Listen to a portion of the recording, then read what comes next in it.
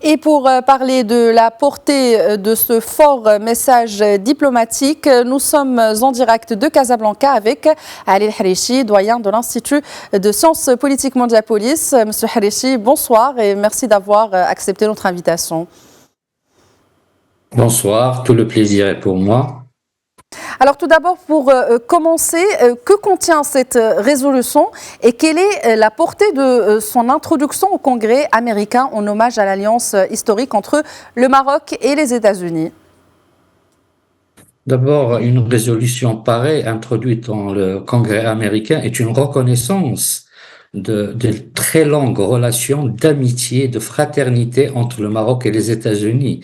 La portée elle est très importante parce que cette résolution elle a été introduite par deux sénateurs, l'un qui est du Parti républicain et l'autre qui est du Parti démocrate. Donc ça veut dire que les représentants des deux grands partis américains ou des Américains reconnaissent cette amitié, cette longue amitié entre les deux nations, les deux États, à savoir le Maroc et les États-Unis. Et le fait que cette résolution soit introduite au Congrès est une énième reconnaissance de tous les responsables américains de cette amitié qui est consolidée par le temps et par l'histoire. C'est une dynamique qui est évolutive, une dynamique qui démontre l'importance des relations entre le Maroc et les États-Unis, ces relations qui sont inscrites à plusieurs niveaux, que ça soit donc c'est une relation historique certes, mais au niveau économique, au niveau commercial, au niveau militaire, au niveau stratégique. Donc encore une fois, tous les responsables américains, qu'ils soient démocrates ou républicains, reconnaissent cette longue amitié entre nos deux États, c'est-à-dire le Royaume du Maroc et les États-Unis d'Amérique. Alors, vous l'avez dit, Monsieur El-Harichi, une résolution bipartisane, mais pourquoi est-il important pour le Maroc d'obtenir une reconnaissance officielle de son alliance avec les États-Unis à travers le Congrès américain? Le Congrès américain, vous savez, les États-Unis est un État où la démocratie s'articule à travers la séparation des pouvoirs. Et quand on parle de séparation de pouvoirs, c'est-à-dire des institutions. Et nous avons que le Congrès fait partie avec des institutions de l'État américain, c'est-à-dire qui a une importance, je dirais, gigantesque au niveau des États-Unis.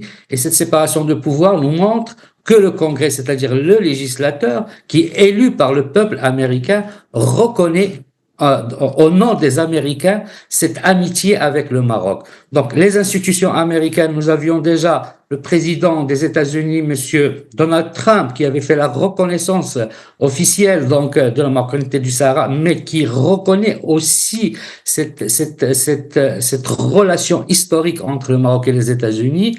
Nous avons je dirais l'exécutif américain ou l'administration américaine, à chaque fois qu'il y a un responsable qui a l'occasion, qui cite toujours la première reconnaissance qui a été faite pour les États-Unis par le Royaume du Maroc depuis 2 siècles et demi, et puis une institution, c'est-à-dire le législateur américain qui porte et qui consacre cette amitié. Et quand on parle d'amitié entre les États, c'est une amitié qui s'inscrit à travers plusieurs domaines, c'est-à-dire de coopération, de partenariat, et cela est très important. Nous sommes en train de parler de la puissance américaine qui met cela au niveau de ses institutions, une reconnaissance par les institutions et par une résolution, donc oui, au niveau du lieu de la démocratie américaine, c'est-à-dire le Congrès qui représente le peuple américain.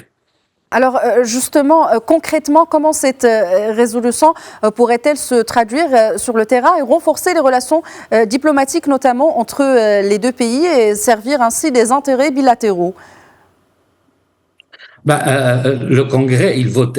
Vous savez, la fonction du législateur, c'est voter des lois. Donc, produire des lois, contrôler les politiques publiques dans tous les États du monde. Et quand on va, c'est-à-dire ce Congrès-là, quand il aura une résolution qui consacre cette amitié séculaire ou pluriséculaire entre le Maroc et les États-Unis, à chaque fois qu'il y aura des lois où le Maroc sera concerné, où la région, donc, où l'Afrique sera concernée, il prendra en considération cette cet instrument juridique. C'est un instrument juridique qui consacre, comme j'ai dit, la relation forte, consolidée, renforcée entre les États-Unis d'Amérique et le Maroc. Donc, un lieu, une institution de production des politiques publiques qui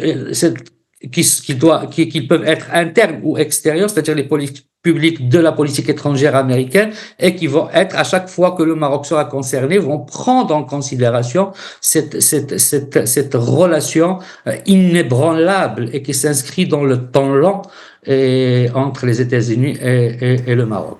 Alors, Ali Harichi, vous avez parlé donc du rôle du Congrès, du législateur. Maintenant, est-ce que cette résolution peut aussi avoir un impact au niveau de l'administration Trump?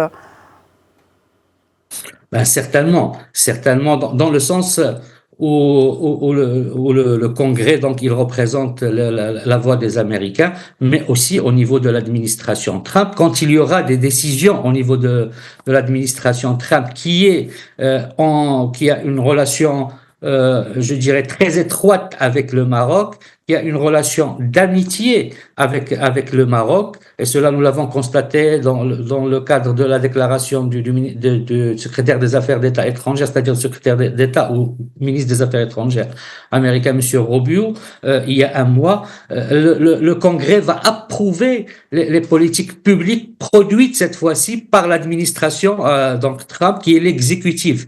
Donc, dans cette séparation des pouvoirs, nous avons le pouvoir exécutif et le pouvoir législatif qui sont en faveur de la consolidation et de la continuité, c'est-à-dire dans l'ad vitam aeternam de ces relations qui sont amicales, mais qui sont aussi stratégiques entre nos deux pays qui sont du bord de l'Atlantique l'un et l'autre. Donc, effectivement, le législateur peut renforcer encore et consolider les politiques publiques qui sont traduites par l'administration Trump, qui représente l'exécutif au niveau des États-Unis. Alors dans ce sens-là, on peut aussi s'interroger, est-ce qu'il s'agirait ici d'un premier pas pour passer à d'autres résolutions aussi fortes, relatives notamment au dossier du Sahara marocain ? Ben, tout à fait. Donc, par rapport au dossier du Sahara marocain, avec cette résolution-là, elle va consacrer, comme j'ai dit tout à l'heure, les lois qui seront produites au niveau du Congrès, et cette loi devient cette résolution comme un instrument juridique, comme un guide par rapport aux décisions qui peuvent être prises ou aux lois qui peuvent être faites et créées par le Congrès en faveur de la reconnaissance, c'est-à-dire de la reconnaissance de la marocanité du Sahara, comme cela a été fait il y a 4 ans par le président donc Trump, qui représente l'exécutif. Donc voilà, donc dans le continuum de la production de la politique étrangère américaine, le législateur, cette fois-ci le Congrès, va s'appuyer sur cet instrument, cette résolution, et qui n'est pas une résolution, c'est-à-dire quelconque. C'est une résolution qui reconnaît 250 ans d'amitié, la relation diplomatique la plus ancienne des États-Unis, qui est ininterrompue depuis 1777, depuis la reconnaissance du Maroc des États-Unis, et depuis 1787, depuis le traité d'amitié qui a été signé entre les deux États, c'est-à-dire le Maroc et les États-Unis. Ali Harichi, je rappelle que vous êtes doyen de l'Institut de sciences politiques de Mondiapolis. Merci d'avoir répondu à nos questions ce soir.